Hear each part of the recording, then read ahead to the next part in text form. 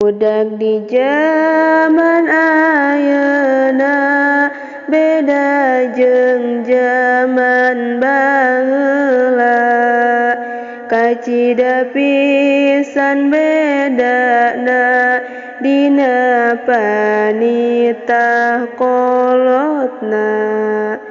Komong geus nyoo hapena budak ngadadak torekna, fokus kana maen gamena FB WA jeung IG-na.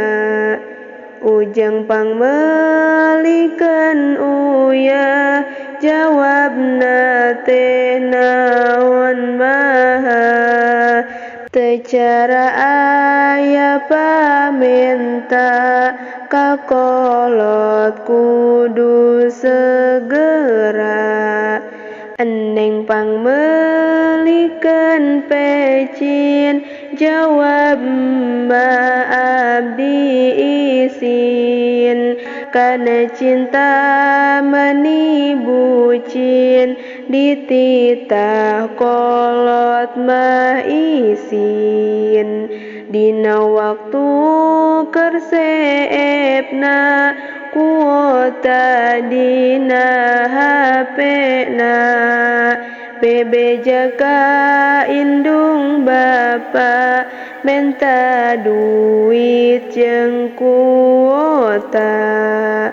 Komo budak masih leutik ka indung bapana ceurik, meuli kuota jeung HP-na nempo YouTube jeung TikTok-na. Lain ulah boga HP abdi kakolot mi HP, mere waktu sing kahade ka budak samemeh gede.